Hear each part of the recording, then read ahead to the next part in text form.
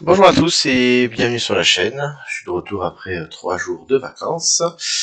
Et puis c'est l'occasion de faire pour moi et pour vous une petite mise au point sur Bitcoin toute fraîche pour voir un petit peu où on en est quand je reviens.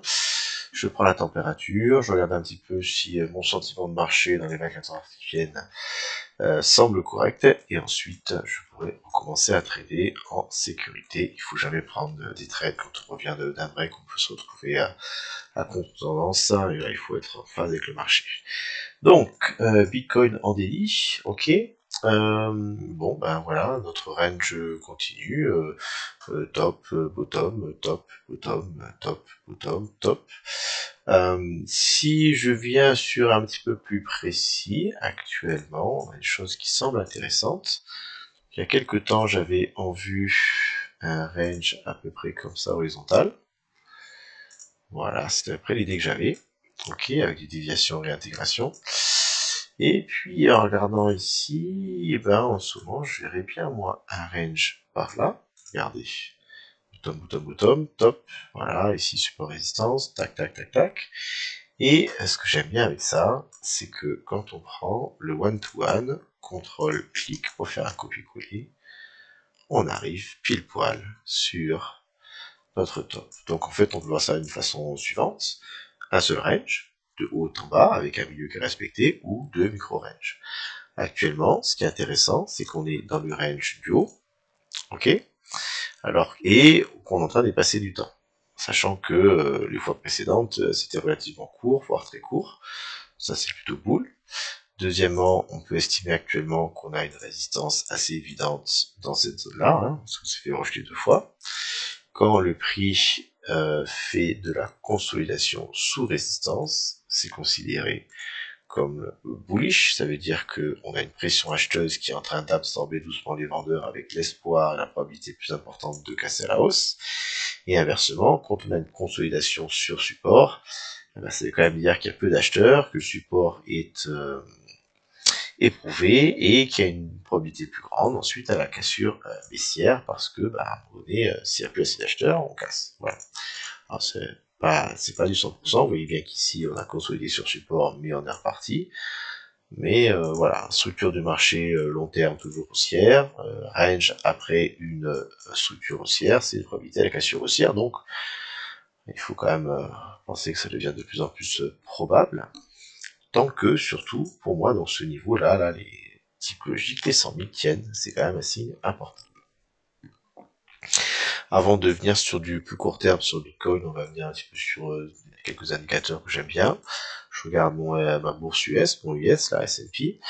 Ben voilà, c'est vous avez déjà suivi depuis quelques temps. J'avais ici une grosse target long terme en weekly, one-to-one, qui était là, une grosse réduction dessus, avec une figure de retournement qui prenait forme et tout. Et puis, ben voilà, on a cassé cette figure.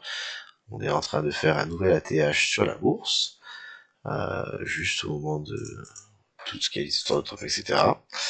Est-ce que, voilà, pour l'instant, on est revenu sur ce niveau, donc on est sur résistance. Je rappelle que dans ma façon de voir les choses, lorsqu'il y a une pression acheteuse sur le S&P, ça nous donne, je vais vous mettre en daily aussi, et daily, voilà, on a bien ce pattern-là, qui correspond à ce pattern-là, soit on est très corrélé, donc pression acheteuse sur le S&P, pression acheteuse aussi sur Bitcoin.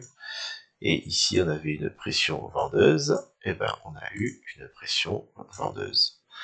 Donc j'aime bien regarder ça, parce que des fois on peut avoir un mouvement sur Bitcoin qui n'est pas du tout suivi par la bourse US, et du coup on peut penser que c'est un fake out, c'est juste une prise d'utilité avant de reprendre la tendance. Voilà, donc je vais surveiller ça. Est-ce que du coup on casse et qu'on repart pour une jambe haussière de cette amplitude à peu près? Donc c'est intéressant pour nous, ça peut nous donner la possibilité de faire un ATH. Ou est-ce qu'au contraire on rejette, et surtout si on casse ce niveau, on réintègre le canal, pas bon signe. Voilà, donc ça c'est pour moi plus au niveau un petit peu marché global, où est-ce qu'on en est. Je regarde ma paire ETH-BTC, en daily aussi, voilà, toujours baissier, baissier, baissier, baissier, baissier, baissier. Comme, voilà, je pense que sur du court terme, à l'échelle on est en journalier, regardez à l'échelle de potentiellement, allez, 10 jours, je pense qu'on peut venir faire un un petit rallye encore, on a fait une déviation, on est en train de réintégrer, ça semblerait assez logique que ETH surperforme BTC pour l'instant, surtout si BTC, comme vous voyez, est tarif sur résistance, et que ETH, en comparaison, et ben lui, il a de la place à courir, entre guillemets. Donc vous pourrez très bien voir ETH qui, pendant les jours qui viennent, vient à nouveau lui aussi sur sa résistance, pendant que Bitcoin, lui, peut-être galère dans ce niveau. Ce serait assez logique, en tout cas, ça semble assez probable pour moi. Faut me dire qu'en ce moment, si je veux acheter quelque chose, je préfère acheter du TH que du Bitcoin. Voilà. Après, chacun fait ce qu'il veut. Je suis pas conseiller d'investissement, je vous dis juste comment, moi, personnellement, je vois les choses. Je regarde ma Bitcoin dominance. Après une tendance haussière extrêmement puissante, on est actuellement en train de faire une contraction. Et cette contraction arrive à son terme, vous voyez ici. Donc bientôt, on va avoir la cassure. Cassure haussière, ce serait mauvais signe pour la season.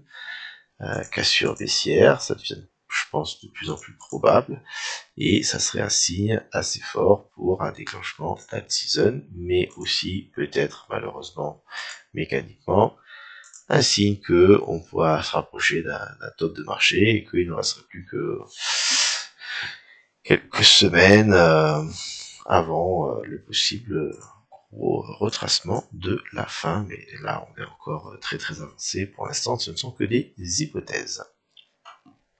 Maintenant, donc je reviens sur le plus court terme, on va se mettre à 4 heures par rapport à ça, voilà. Donc je vais venir sur la partie qui m'intéresse ici, ok. Important pour moi de tenir pour l'instant ce canal et ce niveau pour pouvoir espérer casser à la hausse. Qu'est-ce que j'ai ici? J'ai un range, on va prendre notre outil, on va prendre le range, voilà, on voit le volume dans ce range, est-ce que ça nous aide pour l'instant? On ne sait pas trop. Qu'est-ce qu'on peut voir d'autre? On va masquer les choses qui du coup pour l'instant sont un peu moins utiles. Voilà. À l'intérieur, je peux voir que il semblerait qu'on ait quelque chose qui ressemble à peu près à un triangle, puisqu'on a une trendline support en dessous.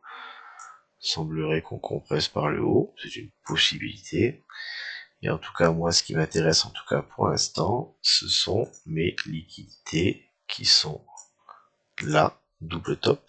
Ce top là n'a pas été repris ici, donc là on a une cible pour le marché, liquidité plus liquidité c'est intéressant, ça c'est un peu plus loin, ça pourrait être pour plus tard, et ici j'ai un joli petit bottom avec celui-ci qui est juste à côté, qui sont proches de la nôtre, donc ce serait une cible intéressante pour venir faire un petit rebond, éventuellement reprendre les 99 et puis voilà, reprendre du jus pour repartir.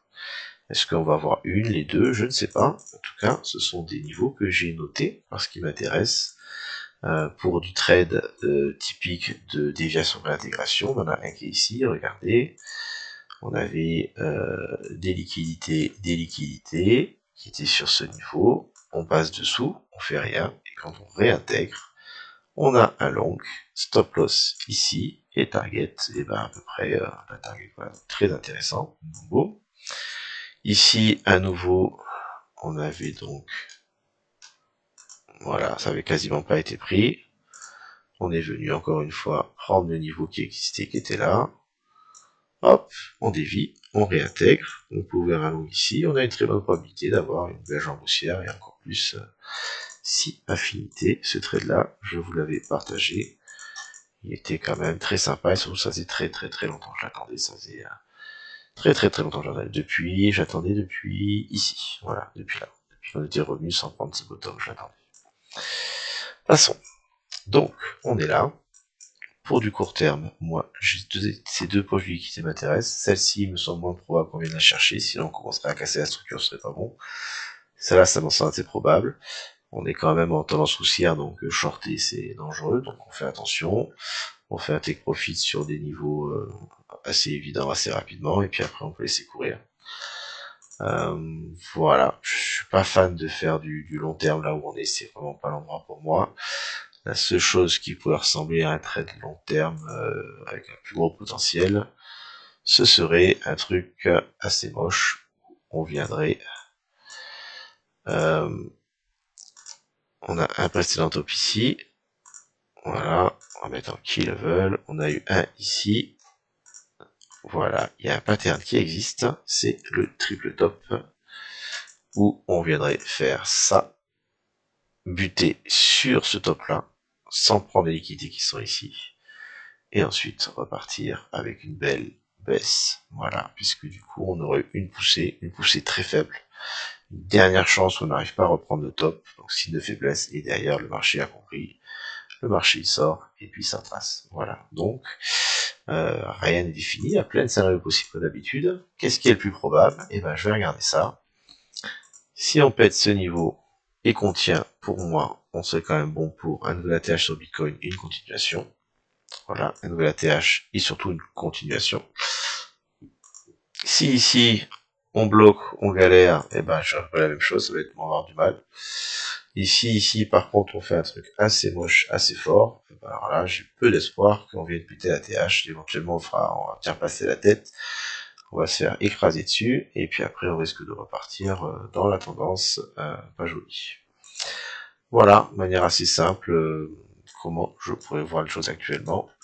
Tendance bullish, ok, pas de signe négatif pour l'instant, avec seulement des niveaux à surveiller. Et puis en termes de trade, sur du court terme, il y a quelques trucs, mais sur du long terme, là, c'est pas le moment d'acheter, ça c'est clair, c'est pas le moment de vendre non plus, on n'est pas encore assez haut.